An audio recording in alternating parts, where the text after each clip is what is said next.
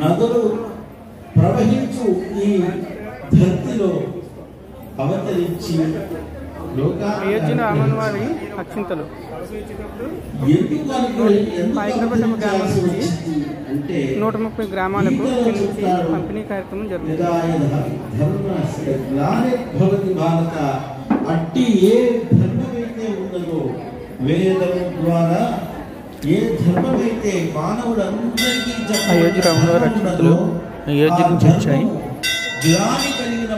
ఆంధ్రప్రదేశ్ అనకాపల్లి జిల్లా పాయకరపేట గ్రామంలో శ్రీరాములవారి దేవాలయంలో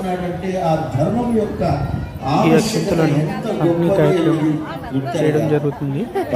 చుట్టుపక్కల 130 గ్రామాలకు ఇక్కడి నుంచి అయోధ్య వారి అక్షింతలు రాములవారి అక్షింతలను పంపిణీ కార్యక్రమాన్ని ఆవేశావతారం వైభవంగా పూర్ణావతారం స్థానిక ప్రజలందరూ కలిసి నిర్వహించడం జరిగింది. ఇందులో నేను కూడా పాల్గొన్నాను. నేను చాలా అదృష్టవంతునని భావిస్తున్నాను.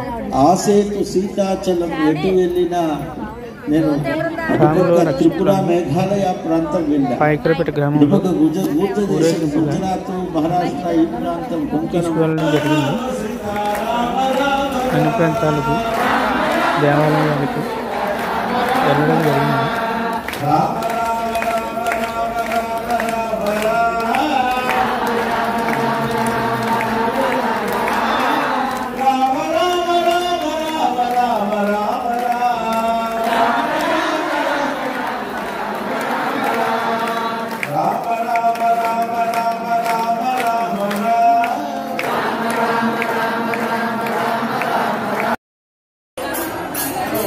భక్తులందరూ శ్రీరాముల వారి అక్షింతలను ఎంతో భక్తి శ్రద్ధలతో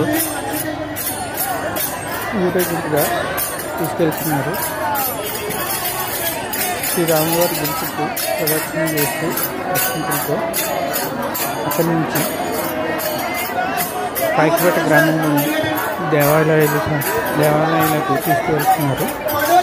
ఆ తర్వాత ఆయా గ్రామాల వారు ఆయా గ్రామాల నుంచి వచ్చిన ప్రతినిధులు వారికి కేటాయించిన అక్షింతలను కళాశాలను వాళ్ళ గ్రామానికి తీసుకుని వెళ్తున్నారు.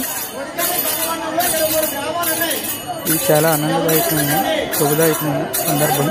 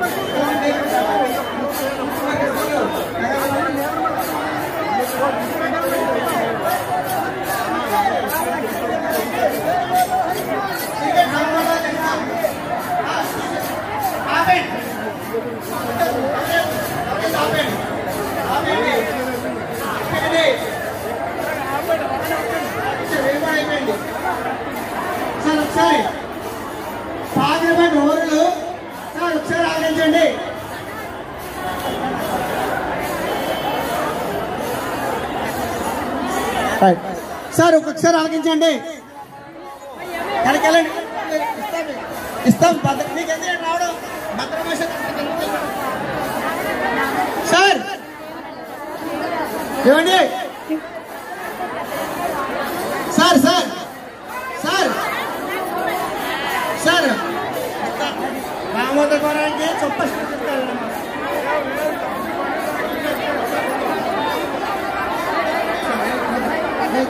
మీకు ఎవరు సూర్యరావుకి ఇస్తారు అమ్మ ఒకసారి ఏమండి సార్ అవి పట్టుకొని బయట పడ్డారు.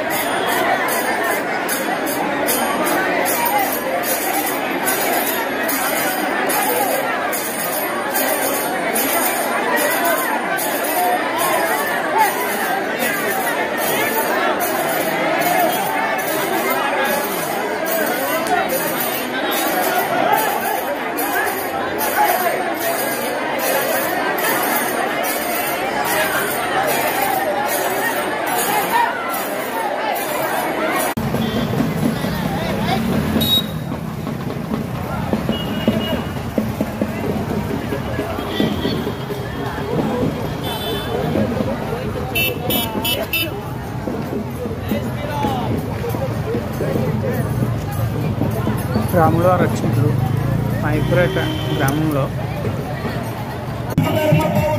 ప్రతి వీధికి ప్రతి దేవాలయానికి వెళ్ళడం జరిగింది.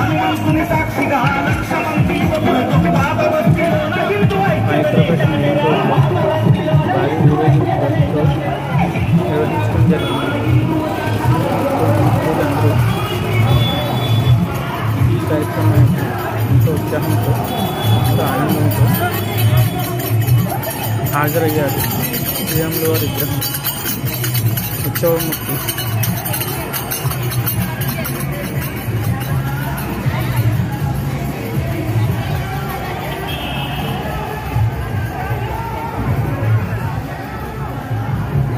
శ్రీరాములవారి అక్షంతలు ఊరేగింపు కార్యక్రమానికి పురుషులు స్త్రీమూర్తులు అందరూ ఎంతో ఉత్సాహంతో ఆనందంతో పాల్గొన్నారు. కొన్ని వేల మంది ఈ ఉత్సవ కార్యక్రమానికి హాజరయ్యారు. కొంత ఆనందంతో ఉత్సాహంతో పాల్గొన్నారు.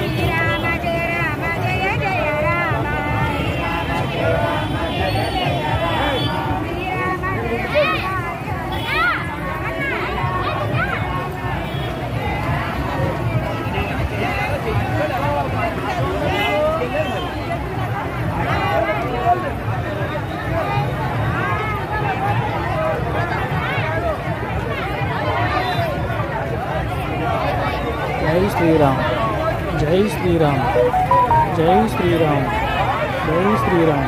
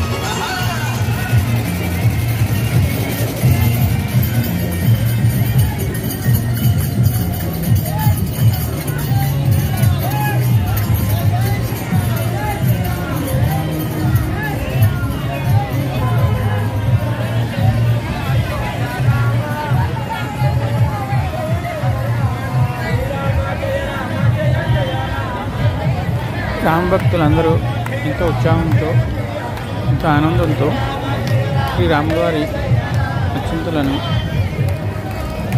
ప్రదర్శన కార్యక్రమం చేస్తున్నారు. ఈ కార్యక్రమంలో పాల్గొన్నందుకు నా జన్మ ధన్యమని నేను భావిస్తున్నాను. జై శ్రీరామ్, జై జై శ్రీరామ్.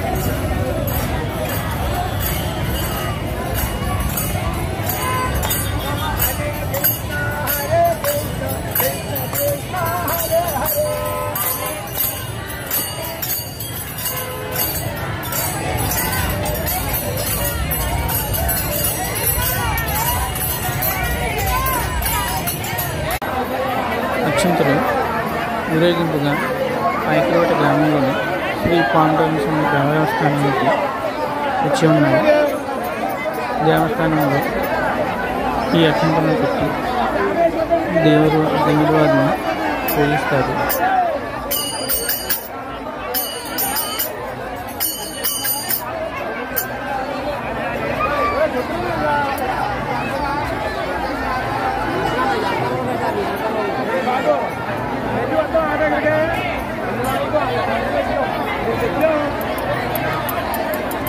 మతం గురించి మాట్లాడడం జరిగింది. అనేక విషయాలు మనందరికీ కూడా తెలియపరచడం, మరి అదేవిధంగా పెద్దలు మరి ఈరోజు ఈ కార్యక్రమానికి రాజమండ్రి నుంచి రావడం జరిగింది. మీ అందరికీ కూడా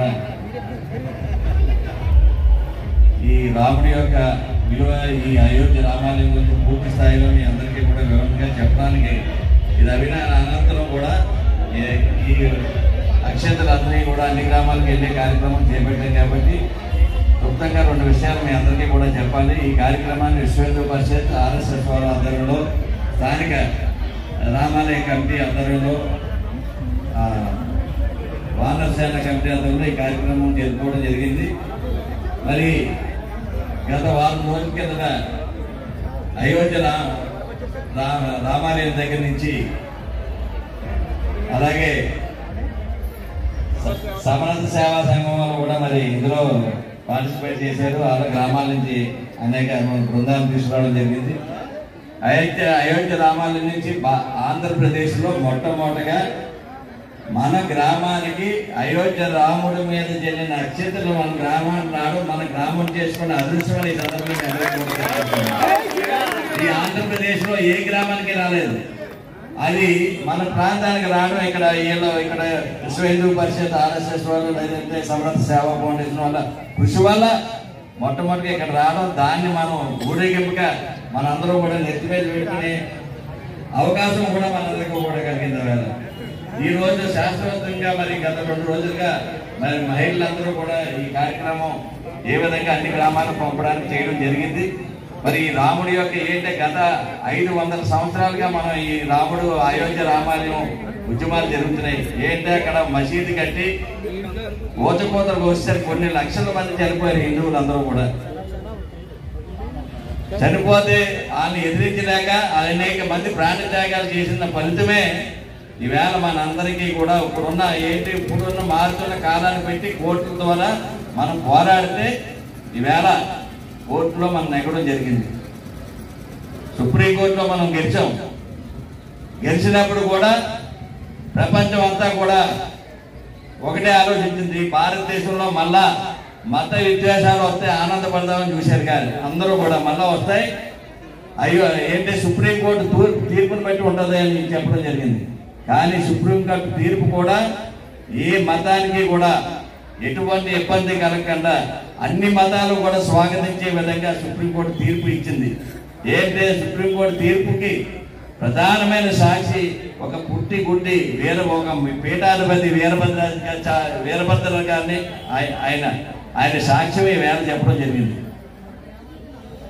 పుట్టుకతోనే గుడ్డి అతను సాక్ష్యం చెప్పాడు సుప్రీంకోర్టులో.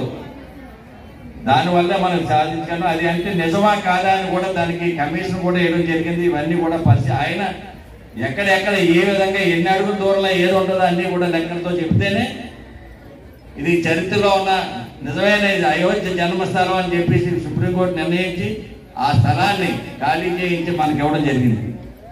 మరి అదేవిధంగా అక్కడ ఉన్న ముస్లిమ్స్ అందరూ కూడా మరి మసీదు కట్టారు కాబట్టి వాళ్ళ మనోభావాలు దెబ్బతినకూడదన్న ఉద్దేశంతో వాళ్ళకి 5 ఎకరాలు కేటాయించడం, 6 ఎకరాలు ఎంతో కేటాయించడం కూడా జరిగింది. ఇలాగ 2 మతాలు కూడా మనకి అయోధ్య రామాలయం సుప్రీంకోర్టు తీర్పు మనకు అనుకూలంగా వచ్చిందని భారతదేశంలో ఉన్న ఏ హిందువుడు కూడా పండగలు చేసుకోలేదు, సంబరాలు చేసుకోలేదు. ఏంటి పక్క మతస్థులను గౌరవించే మనకి ఏంటి మన ఆత్మాభిమానం దెబ్బతినకంటే మన మతాన్ని మనం గౌరవించుకుని పక్క మతాన్ని కూడా గౌరవించే సాంప్రదాయం మన హిందూ సాంప్రదాయం. ఆ విధంగా వాళ్ళు బాధపడతారన్న ఉద్దేశంతో సుప్రీంకోర్టు తీర్పు వల్ల ఏదేనో, లేదంటే భారత ప్రభుత్వం ఆదేశాల మరి అన్ని మత అధిపతుల్ని, పీఠాధిపతుల్ని కూడా కూర్చోబెట్టి తీర్పు వల్ల మీరందరూ కూడా మత విద్వేషాలు రెచ్చగొట్టకుండా మీ వర్గాల వారిని అనుకూలంగా స్వాగతించే విధంగా చేయాలని చెప్తే అన్ని మతాల వారు కూడా స్వాగతించి హిందువులు సంబరాలు చేసుకోలేదు, పక్క మతస్థుడు ఇబ్బంది పడతారని. అలాగే వాళ్ళు బాధపడి మాకు అన్యాయం జరిగిందనే ఏ ఒక్కడు కూడా ఒక చుక్క రక్తం కూడా ఏంటే కొన్ని లక్షల మంది 5 సంవత్సరాల్లో చనిపోయే రక్తం ఏళ్ళే పారితే ఒక రక్తం కొట్టు కూడా కింద పడగట్ట ఈవేళ అయోధ్య రామాలయ నిర్మాణం సాగుతుందంటే అది మన హిందూ ధర్మం యొక్క గొప్పతనం అని ఈ సందర్భంగా అందరికీ కూడా దానికి పూర్తిగా సహకరించి ఈ సాంప్రదాయాన్ని పూర్తిగా ఏంటంటే ప్రతి గ్రామంలో కూడా డబ్బులు లేక ప్రతి గ్రామంలో కూడా ప్రతి ఒక్కరు కూడా ₹1 చందా ఇవ్వాలనే ఉద్దేశంతో ప్రతి గ్రామాలు కూడా ఈ ఫౌండేషన్ ఆధ్వర్యంలో గతంలో కనెక్షన్ చేయడం జరిగింది. ఏంటి మీరు చెప్పుకుంటారు, నేను ప్రధాన అయోధ్య రామాలయానికి ఇచ్చాను, మీ మనోడు వస్తాడనమాట ఆ స్లిప్, మా తాత ఇచ్చాడు అయోధ్య రామాలయానికి అని. కాబట్టి కొన్ని వందల వేల కోట్ల రూపాయలు దానికి విరాళంగా రావడం జరుగుతుంది. కానీ ప్రతి ఒక్క హిందువుడు యొక్క ఆడి స్వశక్తితో సంపాదించిన ప్రతి రూపాయి అందులో భాగస్వాములు అవ్వాలని చెప్పేసి ఏదైతే కంకణం కట్టుకుందో అయోధ్య రామాలయ ఆలయ కమిటీ నిర్మాణం వాళ్ళు అదే విధంగా ఈవేళ అక్షంతలా కూడా ప్రతి గ్రామం ప్రతి ఇంటికి వెళ్ళాలని దృఢ దీక్షతో ఈ కార్యక్రమం నిర్వహించుకోవడం, దీనికి ఎంతమంది మహిళా భక్తులందరూ కూడా రావడం. మనం ఏంటంటే ఈవేళ యాక్చువల్గా ఇంకా కార్యక్రమం వేరే కార్యక్రమం ఉంది, మనందరం కూడా బేగా ఊరేగింపుగా తీసుకుని వెళ్ళి ఈ కలశాలు ఊరేగింపుగా తీసుకుని వెళ్ళి ఏ గ్రామానికి ఆ గ్రామానికి వెళ్ళి ఆ గ్రామంలో ప్రతి ఇంటికి పంచే కార్యక్రమానికి మరి విశ్వహిందూ పరిషత్ RSS సమర్థ సేవా ఫౌండేషన్ వారికి మరొకసారి ధన్యవాదాలు తెలుపుకుంటూ ఒక్కసారి ఆలోచించుకోండి, మనం హిందూ మతం కాదు, హిందూ ధర్మం, మన ధర్మాన్ని పాటిస్తున్నాం అంతే. ఆ ధర్మమే మనం నచ్చిందని ఈ సందర్భంలో మీ అందరికీ కూడా తెలియజేస్తూ నాకు ఈ అవకాశం కల్పించిన ఈ కమిటీ వారికి మరొకసారి ధన్యవాదాలు సెలవు. థాంక్స్ శ్రీరామ్.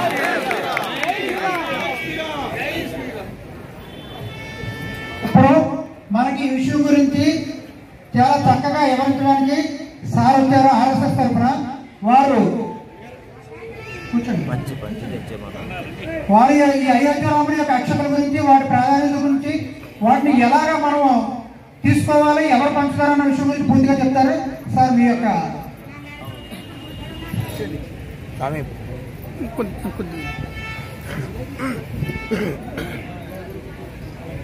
అయోధ్య నుంచి వచ్చినటువంటి అక్షతలను స్వీకరించి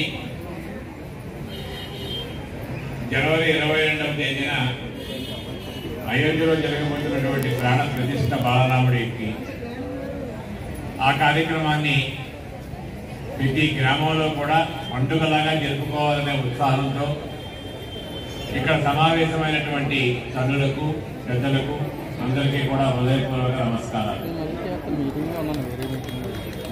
500 సంవత్సరాల పోరాటం తర్వాత అయోధ్యలో ఇవాళ మనం రామాలయాన్ని మళ్ళీ నిర్మాణం చేసుకోగలుగుతున్నాం. పూజ్య స్వామీజీ ఇందాక శ్రీరామచంద్రుడి యొక్క గుణగణాన్ని మనందరికీ కూడా జ్ఞాపకం చేశారు.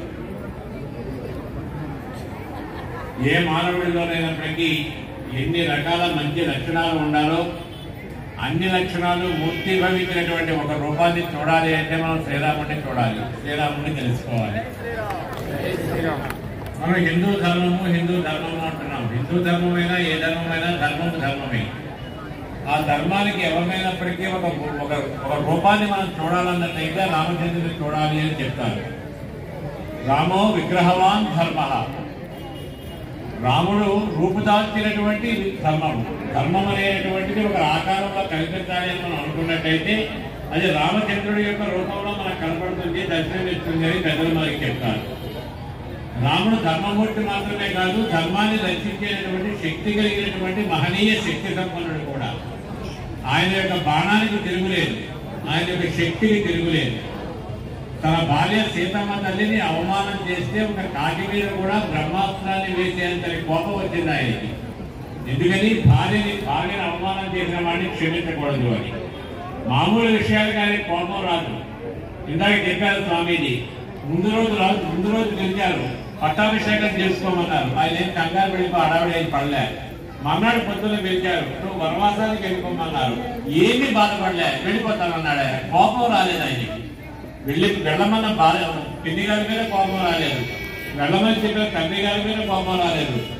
ఇంతకన్నా అదృష్టం ఏంటయ్యా అన్నాడు ఆయన. ఆయన దేనికి సాధారణంగా కోపం రాదు.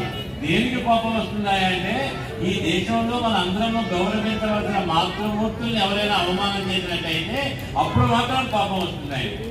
కాబట్టి భార్యని అవమానం చేయగానే బ్రహ్మాస్త్రాన్ని అభిమంత్రించి వేశాడు ఆయన. బ్రహ్మాస్త్రం అంటే ఎలాంటిది? ఇవాళ అమెరికా అనుకుంటే రష్యా మీద వేస్తుంది ఆటం బాంబు. రష్యా వేస్తే అమెరికా మీద ఆటం బాంబు వేయాలని కోరుకుంటుంది. కుప్పల కింద ఆటం బాంబులు పెట్టు కూర్చున్నారు. ఆటం బాంబు వేస్తే ఒక్క క్షణంలో లక్షల మంది చచ్చిపోతారు. అలాంటి భయంకరమైన అస్త్రాన్ని, భయంకరమైన బాణాన్ని ప్రయోగించాడు. ఎందుకని? స్త్రీకి అవమానం జరగకూడదు. అలాంటి మన రాముడు, అంత శక్తివంతమైన రాముడు అయోధ్యలో ఆయన ఉండగా బాబర్ అనేవాడు ఎంత గొప్పవాడైనప్పటికీ, వాడు ఎంత మహమ్మదీయుడైనప్పటికీ, అల్లా ఆయనకి ఎంత రక్షణ ఇస్తున్నప్పటికీ, ఎంత శక్తివంతుడైనప్పటికీ, ఎంత సైన్యం ఉన్నప్పటికీ, ఎంత బలం ఉన్నప్పటికీ, రాముడు ఉండగా అయోధ్యలో ఉన్న దేవాలయాన్ని బాబర్ పడగొట్టగలడా? ఆలోచించండి. మీరు ఎవరైనా నమ్ముతారా? మరి అయినా పడగొట్టాడే. ఎలా పడగొట్టాడు? ఎందుకు జరిగింది దుర్మార్గం? ఎలా జరిగింది? మన అందరము ప్రశ్నించుకోవాలి. ఇక్కడ ఉన్నటువంటి వాళ్ళందరము కూడా జ్ఞాపకం పెట్టుకోండి. ధర్మము ధర్మము ధర్మం అని చెప్తున్నామే. పడవలు నడుపుకునేటువంటి వాళ్ళని కౌగలించమని, నువ్వు నా బాల్య స్నేహితుడు అయ్యా అన్నాడు రాముడు గుహుడిని కౌగలించమని. ఎక్కడో అడుగుల్లో పుట్టినటువంటి వనాల్లో సంచరించేటువంటి శబరిమాత ఎంగిలిస్తున్నాడే రాముడు.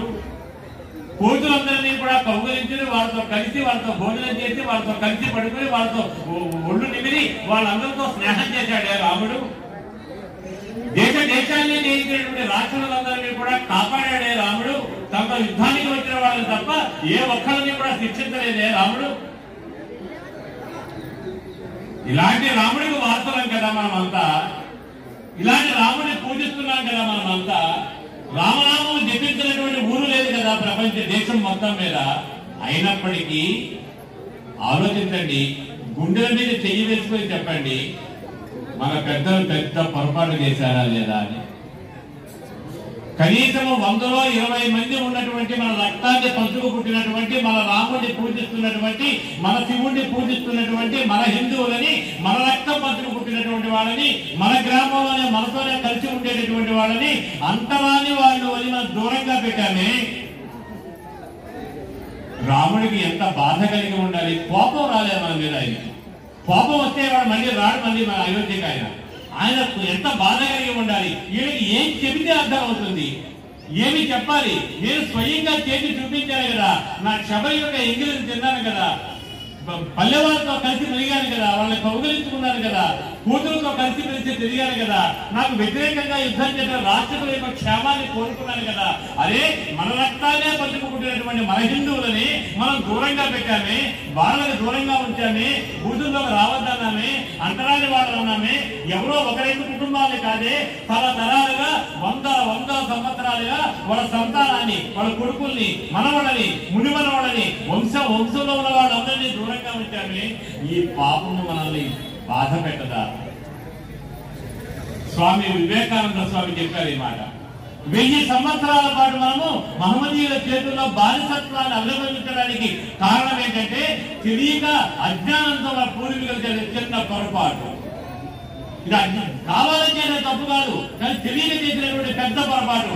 తెలిసి చేసినా, తెలియక ముట్టుకున్నా, తెలిసి ముట్టుకున్నా ఎలక్ట్రిక్ కరెంట్ ఏదైతే ఉందో షాక్ కొట్టి చేస్తుంది. మనం చేసిన పొరపాటు వాళ్ళ మనల్ని పీడించింది. రాముడు మన మీద మనల్ని ఆగ్రహించలేక, మనల్ని శపించలేక తానే బాధపడి అయోధ్య నుంచి తొలగిపోయి ఎక్కడికో వెళ్ళిపోయి ఉన్న సందర్భంలో రాముడు లేని దేవాలయాన్ని, రాముడు లేని మందిరాన్ని, రాముడు లేని కట్టడాన్ని బాబరు పడగొట్టగలిగాడు. జ్ఞాపకం పెట్టుకోండి. ఇవాళ మళ్ళీ మనం ఎందుకు వచ్చాము? మళ్ళీ ఎలా సాధించుకోగలిగాం దీన్ని? ఎందుకు సాధించుకోగలిగామయ్యా అంటే మళ్ళీ వాళ్ళ హిందువులలో పరివర్తన వస్తున్నది కాబట్టి అన్ని కులాల వాళ్ళము ఒకటే అనుకుంటున్నాము కాబట్టి అందరము హిందువులమే అనుకోవాలి కాబట్టి అందరము కూడా దేవాలయాలకు రావాలని కోరుకుంటున్నాము కాబట్టి ఏ రక్తాన్ని పంచుకున్నప్పటికీ భారతదేశంలో ఉన్న ప్రతి వాళ్ళము కూడా రాముడిని పూజించే వాళ్ళనే నమ్మకం కలుగుతున్నది కాబట్టి మన అందరము కూడా చేసుకోవాలని శపథం ఒకటి ఉన్నది. మళ్ళీ రాముడు మన దగ్గరికి వస్తున్నాడు, బాలరాముడు మళ్ళీ మనకు వస్తున్నాడు. మన అందరూ కోరుకున్నాము స్వతంత్రం వచ్చిన తర్వాత 76 సంవత్సరాలకి ఇవాళ మళ్ళీ మనం అయోధ్యలో రాముడి దేవాలయాన్ని కట్టుకోగలుగుతున్నాము. బాలరాముడికి అక్కడ దేవాలయాన్ని కట్టుకోవాలి అని 1990లో 40 సుమారుగా 43 సంవత్సరాలు 33 సంవత్సరాల నాడు లక్షల మంది కరసేవకులు వెళ్ళారు. అక్కడికి లక్షల మంది కరసేవకులు వెళ్ళారు. వేలాది మంది ప్రాణాలు కోల్పోయారు. అనేక రకాల కారణాలు. రాముడికి అక్కడ దేవాలయం ఉండాలి, రాముడికే దేవాలయం ఉండాలి, అక్కడ వేరే ఉండకూడదు అనేటువంటి కోరికతోటి పోరాటానికి వెళ్ళారు. నా అదృష్టం గురించి అలా వెళ్ళిన వాళ్ళలో నేను కూడా ఒకటి. ఆ రోజు 1990 అక్టోబర్ 30వ తేదీన దేవోత్థాన ఏకాదశి నాడు ఆ రోజున అక్కడ ఉన్న గుమ్మటం అని చెప్పబడే చోట మన యొక్క కాషాయ ధ్వజము ఎగిరిన రోజున ప్రపంచం ఆశ్చర్యపోయింది. ఓహో, హిందువులు ప్రశాంతంగా ఉంటారనుకున్నాము, మాట్లాడాలనుకున్నాము, తమ దేవుడికి జరిగిన అన్యాయాన్ని ప్రతీకారం తీర్చుకోవడానికి ప్రాణాలు కోల్పోవడానికి సిద్ధమై ఉంటారన్నమాట అని 1990లో జరిగిన తర్వాత 92లో ఈ దేశంలో ఉన్నటువంటి 20 లక్షల మంది కరసేవకులు, అనేక మంది తల్లులు అయోధ్యకి తరలి వెళ్ళారు. డిసెంబర్ 6వ తేదీన అక్కడ ఉండేటువంటి మొత్తం కట్టడం అంతా కూడా తొలగించబడింది. అప్పటి నుంచి అక్కడ ఒక సాధారణమైనటువంటి ఒక షామియానా వేసి అక్కడ బాలరాముడి యొక్క పూజలు జరుగుతున్నాయి. మన అదృష్టవశాత్తు ఇందాక వారు చెప్పినట్టుగా సుప్రీంకోర్టు ప్రకారము మన రక్తాన్నే పంచుకొని పుట్టి ఇప్పుడు మహమనీయులుగా ఉన్నటువంటి మన సోదరులను కూడా అంగీకరించి ఏ విధమైన ఇబ్బంది లేదు, మేము వేరొక చోట మసీదు కట్టుకుంటాము, మీరు ఇక్కడ రామాలయాన్ని కట్టుకోండి అని అంగీకరించినటువంటి కారణంగా సుప్రీంకోర్టు యొక్క తీర్పు కారణంగా ఇవాళ మనందరి కృషి కారణంగా ఇవాళ అక్కడ బాలరాముడికి విగ్రహ ప్రతిష్ఠ చేసుకుంటున్నాం, ప్రాణ ప్రతిష్ఠ చేసుకుంటున్నాం. ఇది ఒక అదృష్టమే. కానీ జ్ఞాపకం పెట్టుకోండి, ఇట్టి పరిస్థితులలో కూడా ఇది వరకు మన పూర్వీకులు చేసిన పొరపాటు మనకు రాకూడదు. అమ్మా, ఎంతమంది పెద్దలు ఉన్నారు, ఎంతమంది తల్లులు ఉన్నారు, అక్క చెల్లెళ్ళు ఉన్నారు, మీ అందరికీ హృదయపూర్వకంగా మనవి చేస్తున్నాను. మీ పిల్లలకి చెప్పండి, మనవాళ్ళకి చెప్పండి, మనవరాలకి చెప్పండి, కులము కాదు, కులము కాదు, కులము కాదు, హిందుత్వము, హిందుత్వము, హిందుత్వము, మనందరము హిందువులము, హిందువులము, హిందువులము.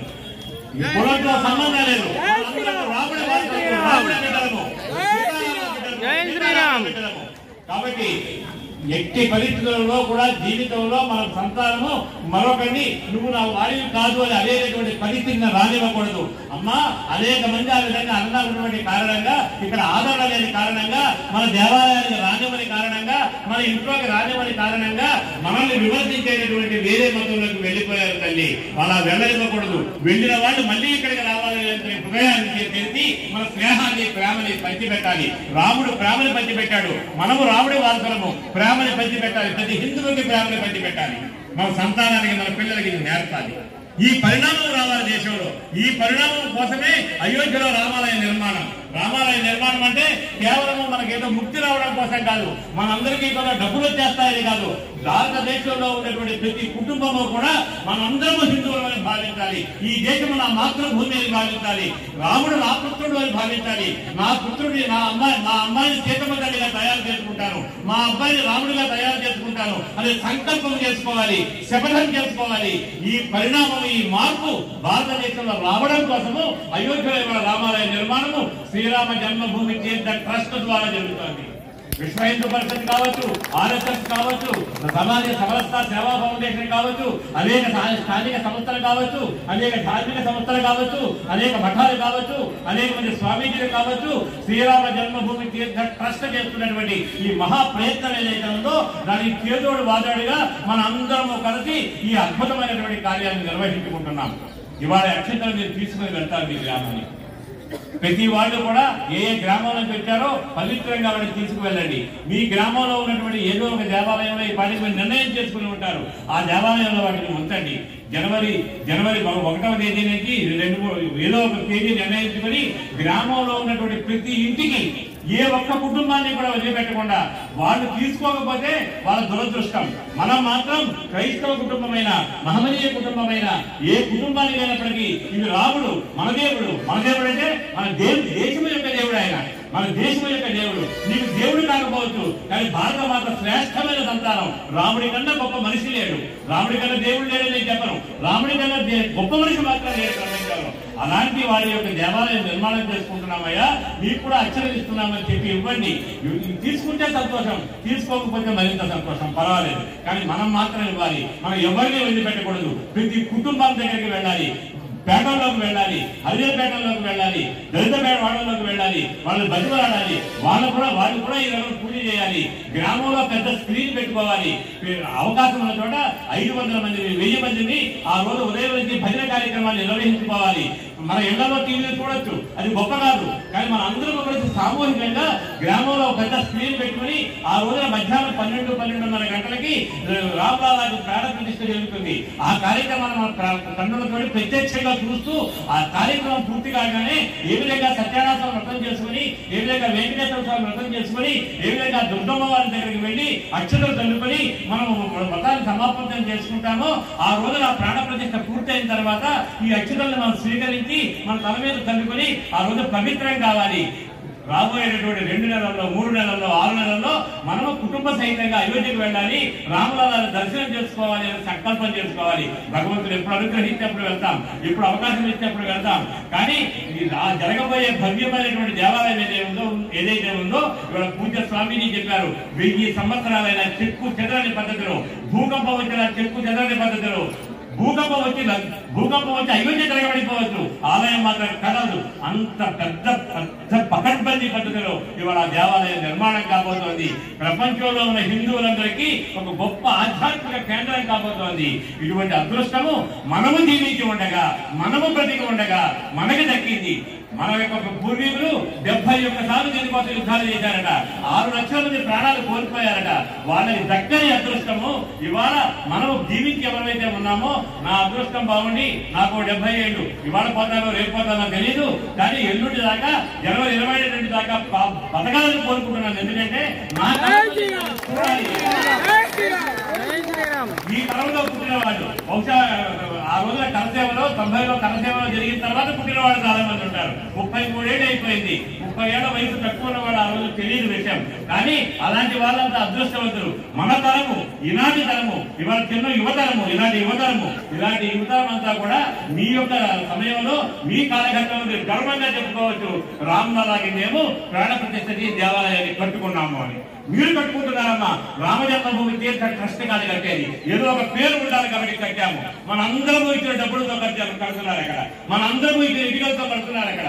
1989లో శిలాన్యాసం జరిగిన తర్వాత ఆ రోజున ఇక్కడ నుంచి ప్రతి గ్రామం నుంచి కూడా ఒక ఇటుకని పూజించి పంపించాం మనం. 5,65,000 ఇటుకలు అయోధ్యలో ఉన్నాయి, వాటిని వాడుతున్నారు. ప్రతి గ్రామం యొక్క ఇటుక అక్కడ ఉంది, ప్రతి కుటుంబం యొక్క డబ్బు అక్కడ ఉంది. మనందరము కలిసి రామాలయం కట్టుకున్నాం. ఇది ఒక చక్రవర్తి కట్టినటువంటి దేవాలయం కాదు, ఒక కోటీశ్వరుడు కట్టినటువంటి దేవాలయం కాదు. ఆ దేవాలయాన్ని శంకుస్థాపన చేసిన వాళ్ళు ఎవరో తెలుసా? బీహార్కి చెందినటువంటి హరిజన కుటుంబం. నేను ప్రాణం పోయినప్పటికీ కూడా, నన్ను ఎవరింటికి రానివ్వనప్పటికీ కూడా నేను ఆఖరి శ్వాస వరకు హిందువుగానే ఉంటాను అని చెప్పినటువంటి హిందువు కామేశ్వర్ చౌపత్ అతని యొక్క ఆ దంపతుల యొక్క చేతులతోటి దానికి అక్కడ శంకుస్థాపన చేశాడు. ఇవాళ ఇది మన సమాజం యొక్క రాముడు. ఆయన కేవలం అయోధ్య రాముడు కాదు, కేవలం దశరథ రాముడు కాదు, ఆయన హిందువుల రాముడు, మనందరి రాముడు. మనం నిర్మాణం చేసుకున్న దేవాలయం అది, మన దేవాలయం అది. అప్పుడు ఎవరో కోటీశ్వరులు కడితే దాన్ని కాపాడుకోలేకపోయామేమో. ఇవాళ ఆ దేవాలయం మీద ఏదైనా వెంట్రుగా వాలితే దేశంలో ఉన్నటువంటి 130 కోట్ల మంది హిందువులు కలుగుతారు. అంతటి శక్తిని ఇవాళ మనందరి యొక్క సంకల్పంతో దానికి ధారపోయాలి, మన భక్తిని దానికి ధారపోయాలి. మనం డబ్బులు ఇచ్చాము, కానీ మన భక్తిని కూడా ఇవ్వాలి, మన శక్తిని ఇవ్వాలి, మన సంకల్పాన్ని ఇవ్వాలి. మన పిల్లలందరినీ కూడా రాముడిలాగా, సీతమ్మ తల్లిలాగా తయారు చేసుకునే సంకల్పం తీసుకోవడం ద్వారా ఈ మహాద్భుత కార్యాన్ని నిర్వహించాలి అని రేపు వాళ్ళు తీసుకెళ్తున్నటువంటి అక్షంతలు ప్రతిరోజు కూడా దేవాలయంలో వచ్చి ప్రతిరోజు కూడా 108 సార్లు రామనామ జపం చేస్తూ దానికి పూజ చేస్తూ 1వ తేదీ దాకా జాగ్రత్తగా వాటిని రక్షించుకుని 1వ తేదీ 1 నుంచి 4వ తేదీ రోజున మీరు నిర్ణయించుకున్నటువంటి మంచి రోజున ఇంటింటికి తీసుకువెళ్ళి కుటుంబానికి పంచిపెట్టి 22వ తేదీన ప్రతి గ్రామంలో గ్రామం మొత్తం కలిసి వచ్చి గ్రామంలో ఏదో ఒక స్థలంలో అందరూ సామూహికంగా ఈ మహాకార్యాన్ని మహాపవిత్రమైన అద్భుతమైనటువంటి చారిత్రక కార్యాన్ని మనం కళ్ళతో చూసి తరించి అక్షతలు జల్లుకుని మన యొక్క శక్తిని మన యొక్క భక్తిని ఆ రామచంద్రుడి యొక్క పాదాల ముందు సమర్పించడం ద్వారా ఈ హిందూ సమాజాన్ని ప్రపంచంలో జగద్గురు స్థానంలో ప్రపంచం మొత్తం మీద గురువుగా భావించాలంటే హిందూ సమాజాన్ని చూసి మేము నేర్చుకోవాలయ్యా. సంస్కారాన్ని నేర్చుకోవాలంటే హిందూ సమాజాన్ని చూసి నేర్చుకోవాలయ్యా. పోరాటం చేయాలంటే హిందూ సమాజాన్ని గురించి నేర్చుకోవాలయ్యా. ధర్మంగా జీవించాలంటే హిందూ సమాజాన్ని గురించి నేర్చుకోవాలయ్యా అని ప్రపంచమంతా కూడా జయించేటువంటి విధంగా మనం ఈ కార్యక్రమాన్ని నిర్వహించాలని దానికి కావలసిన శక్తిని మన భరతమాత మన శ్రీరామచంద్ర ప్రభువు సీతమ్మ తల్లి మనకు అనుగ్రహిస్తుందని చెప్పి నేను అందరినీ కూడా ఆశిస్తూ మీ అందరి దగ్గర నుంచి నేను సెలవు తీసుకుంటాను. జై శ్రీరామ్ అండి. దయచేసి ఎవరో కదలొద్దు. ఐక్యపేట గ్రామంలోని శ్రీ పాండురంగ స్వామి దేవస్థానంలో భజన కార్యక్రమం జరుగుతుంది. శ్రీ రాముల వారికి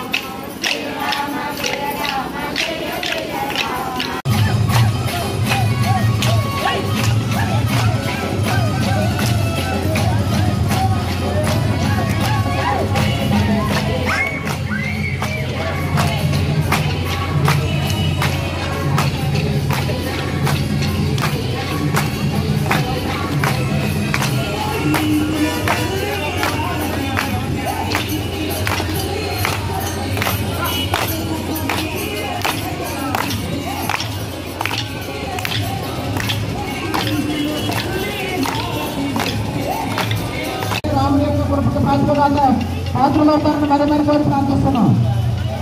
అమ్మ మధ్యలో హనుమంతుని జెండా చేతిలో పట్టు చేసరి తిలకం నుదుటన పెట్టు హనుమంతుని జెండా చేతిలో పట్టు